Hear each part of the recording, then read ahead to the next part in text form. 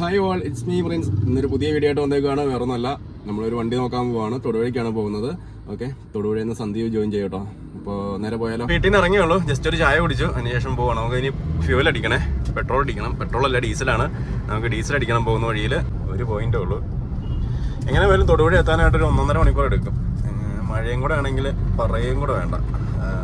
മൂവാറ്റുപുഴയൊക്കെ അത്യാവശ്യം ട്രാഫിക്ക് വരാനുള്ള ചാൻസ് ഉണ്ട്, മഴയും കൂടെ ആണെങ്കിൽ. ഇപ്പം സമയം 11 മണി കഴിഞ്ഞട്ടോ. ശരിക്കും പറഞ്ഞാൽ രാവിലെ എത്തേണ്ടതായിരുന്നു. വേറൊന്നുമല്ല, ആ മറ്റേ വണ്ടിയിൽ നിന്ന് നമ്മൾ അലോയ് ഒന്ന് ചേഞ്ച് ചെയ്തിട്ടുണ്ട്. അങ്ങോട്ടും ഇങ്ങോട്ടും ഒന്ന് മാറ്റിയിട്ട് അലോയ്സ്. അപ്പോൾ ആ റിക്സിൽ കിടന്ന, നമ്മുടെ ബ്ലാക്ക് ലിസ്റ്റിലേക്ക് കിടന്ന അലോയ്സ് നമ്മൾ ഇതിലോട്ട്, ഈ വണ്ടിയിലോട്ട് നമ്മൾ ആഡ് ചെയ്തിട്ടോ. രാവിലെ അതായിരുന്നു പണി, ടൈം പോയി കേട്ടോ. അല്ലെങ്കിൽ നമ്മൾ നേരത്തെ അല്ലാണ്ടാണ് തൊടുപുഴയിൽ. നോക്കാം, നമുക്ക് പോകുന്ന വഴിയിൽ എന്താ സ്ഥിതിന്ന് നോക്കാം കേട്ടോ. അപ്പോൾ അവിടെ അവർ വെയിറ്റിംഗ് ആണ് ഒന്നാമത്തെ കാര്യം. നമ്മൾ എന്നെ വെയിറ്റ് ചെയ്തിരിക്കുവാണ്. അപ്പോൾ ഇത്രയും പെട്ടെന്ന് ചെല്ലാം. ഇപ്പോൾ 10 മൈൽ ഒരു പമ്പുണ്ട്, നമുക്ക് അവിടെ കയറി ഡീസൽ അടിക്കാം. ഇന്ത്യൻ ഓയിലാട്ടോ. ഞാൻ മിക്കവാറും ഈ റൂട്ട് പോകുമ്പോഴത്തേക്കും അവിടെ നിന്നാണ് ഫ്യൂവൽ ഫില്ല് ചെയ്യാറ്. വലിയ തിരക്കില്ല റോട്ടിലൊന്നും.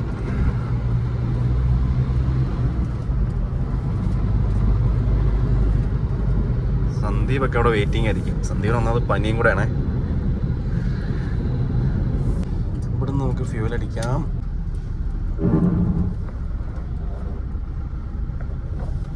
നമ്മളങ്ങനെ ഡീസൽ അടിച്ചേ. ഇനി അവിടെ സ്റ്റോപ്പില്ല കേട്ടോ, നേരെ തൊടുപുഴ. ഇനി ഒരിടത്തും കയറുന്നില്ല, ഓൾറെഡി ടൈം പോയി. ഒരിടത്തും കയറുന്നില്ല. അവിടെ ചെന്ന വണ്ടിയെല്ലാം ഒന്ന് നോക്കിയിട്ട് നമുക്ക് ഈ വണ്ടിയുടെ കുറച്ച് കാര്യങ്ങളൊക്കെ പറയാം. വേറെ ഒന്നല്ല, രാവിലത്തെ പണി എന്ന് പറഞ്ഞാൽ അലോയ്സ് ഒക്കെ അങ്ങ് ചേഞ്ച് ചെയ്തു, അങ്ങോട്ടും ഇങ്ങോട്ടും മാറ്റിയിട്ടു. ശരിക്കും പറഞ്ഞാൽ അലോയ് ഒക്കെ അങ്ങ് മാറ്റുമ്പോഴത്തേക്കും വേറെ നല്ല കുറച്ച് വലിയ സൈസുള്ള ടയറൊക്കെ കയറുമ്പോഴത്തേക്കും വണ്ടിയുടെ ലുക്ക് അങ്ങ് ഓവറോൾ അങ്ങ് മാറിപ്പോകട്ടോ. കുറച്ച് ഹാൻഡ്ലിങ് സ്റ്റെബിലിറ്റി വന്ന പോലെ തോന്നുന്നു. നമുക്ക് കുറച്ചുകൂടെ കോൺഫിഡൻസ് ആയിട്ടോ വണ്ടി ഉപയോഗിക്കാനായിട്ട് തന്നെ.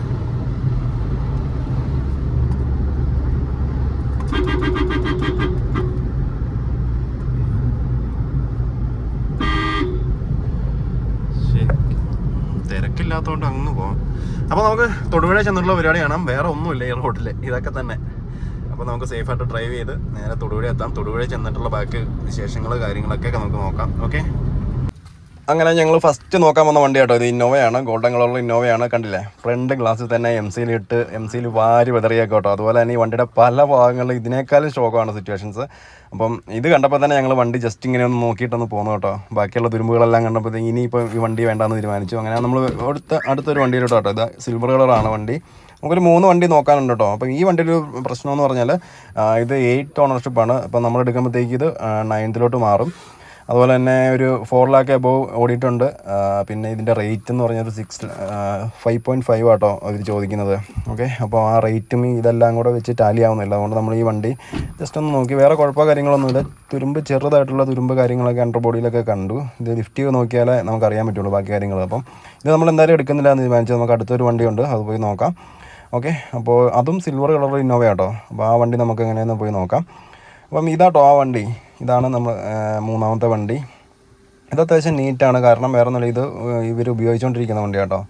അപ്പോൾ മറ്റേ 2 വണ്ടികളും കച്ചവടക്കാരുടെ കയ്യിലിരിക്കുന്ന വണ്ടിയായിരുന്നു. അതുകൊണ്ട് തന്നെ എന്താ പറയുക, ജസ്റ്റ് നമ്മൾ നോക്കിയോളൂ. ഇത് ഇവർ ഉപയോഗിക്കുന്നതാണോ, ഉപയോഗിച്ചുകൊണ്ടിരിക്കുന്ന വണ്ടിയാണ്. ഇതിൻ്റെ പെയിൻറ്റിങ് ബാക്കിയുള്ള കാര്യങ്ങളെല്ലാം ഈ റീസെൻ്റായിട്ട് കഴിഞ്ഞുള്ളൂ കേട്ടോ.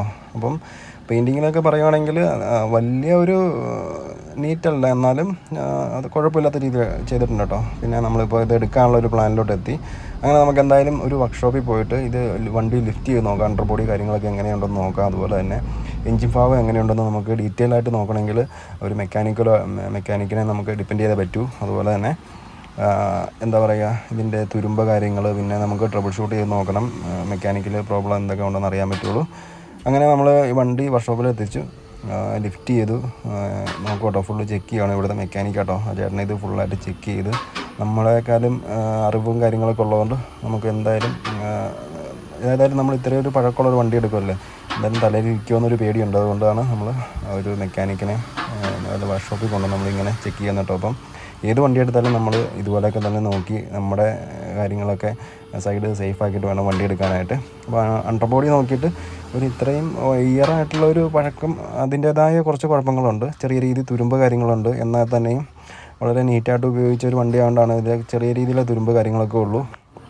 അപ്പോൾ അതൊക്കെ ചെക്ക് ചെയ്തിട്ടോ. അപ്പം ഇന്ന ഭാഗത്ത് തുരുമ്പ് കാര്യങ്ങളൊക്കെ ഉണ്ടെന്ന് പറഞ്ഞു.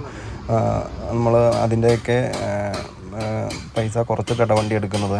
ഓക്കെ, അപ്പോൾ ഇത് വേറെ വലിയ സീനില്ല. മെക്കാനിക്കലായിട്ട് നമ്മൾ നോക്കിയപ്പോഴത്തേക്കും ആ ചേട്ടൻ നോക്കിയത് മെക്കാനിക്കലായിട്ട് നോക്കിയപ്പോഴത്തേക്കും വേറെ കാര്യമായിട്ടുള്ള പ്രശ്നങ്ങളോ ഒന്നും ഇല്ല. എങ്കിൽ തന്നെയും നമുക്കൊന്ന് ട്രബിൾ ഷൂട്ട് ചെയ്ത് നോക്കണം കേട്ടോ. അപ്പോൾ എന്താ അവസ്ഥ എന്ന് നമുക്ക് അപ്പോൾ അറിയാൻ പറ്റും. അങ്ങനെ ഇതാട്ടോ ഇപ്പോഴത്തെ സിറ്റുവേഷൻ. അവിടെ ഇവിടെയൊക്കെ തുരുമ്പ് കാര്യങ്ങളൊക്കെ ഉണ്ട്. എന്തായാലും അതൊക്കെ നമുക്ക് ക്ലിയർ ചെയ്തേ പറ്റുള്ളൂ. അല്ലെങ്കിൽ ഫ്യൂച്ചറിലോട്ട് നമ്മൾ ഉപയോഗിക്കാൻ മേടിക്കുന്ന വണ്ടിയായതുകൊണ്ട് ഫ്യൂച്ചറിലോട്ട് പ്രശ്നം വരാതിരിക്കാൻ നമ്മൾ അതൊക്കെ സോൾവ് ചെയ്തേ പറ്റൂ. ഓക്കെ, അപ്പോൾ ടയർ ഭാഗമൊക്കെ അത്യാവശ്യം ഉണ്ട് കേട്ടോ, നല്ല രീതിയിലുണ്ട്. എന്തായാലും ഈ വണ്ടി എടുക്കാനായിട്ടുള്ളൊരു പ്ലാനാട്ടോ. അങ്ങനെയാണെങ്കിൽ അഡ്വാൻസ് കൊടുക്കണം. സന്ദീപ് കുറേ നാളായിട്ട് അന്വേഷിച്ചോടൊക്കെ ഒരു വണ്ടി. അപ്പോൾ പ്രത്യേകിച്ച് പ്ലാനോ കാര്യങ്ങളോ ഒന്നും ഇല്ലായിരുന്നു. നല്ല വണ്ടി കിട്ടുവാണെങ്കിൽ എടുക്കണം എന്നുള്ളൊരു ഇതായിരുന്നു കേട്ടോ. അങ്ങനെ അവസാനം ഇന്നോവയിൽ വന്നെത്തി. വണ്ടി 7 സീറ്ററാണേ. അപ്പം ഇതിൻ്റെ ഒരു ഡീറ്റെയിൽ വീഡിയോ വണ്ടി കൈ കിട്ടിയിട്ട് നമുക്ക് എടുക്കാം, വീഡിയോ ചെയ്യാം. ഓക്കെ, ഒരു ട്രിപ്പ് കാര്യങ്ങളൊക്കെ പോകണം നിർത്തിയിരിക്കുകയാണ്. എന്തായാലും സന്ദീപ് ഈ വണ്ടി എടുക്കാനുള്ള ഒരു പ്ലാനിലോട്ട് എത്തി കേട്ടോ. ഓക്കെ, അപ്പോൾ എന്തായാലും ഞാൻ അഡ്വാൻസ് കൊടുക്കാനുള്ള ഒരു തീരുമാനമാണ്. അപ്പോൾ നമ്മുടേതായ രീതിക്ക് വണ്ടി പണിതെടുക്കണം. കാരണം ഇവരുടെ നമ്മൾ എടുക്കുമ്പോഴത്തേക്കും നമ്മുടേതായ രീതിക്ക് കുറച്ച് വർക്ക് കാര്യങ്ങളൊക്കെ വണ്ടി ചെയ്യണം കേട്ടോ. അതിന് എന്തായാലും അത്യാവശ്യം കുഴപ്പമില്ലാത്തൊരു വണ്ടിയാണ്. ഈ വണ്ടി നമ്മൾ എടുക്കാനുള്ള തീരുമാനത്തിലെത്തി.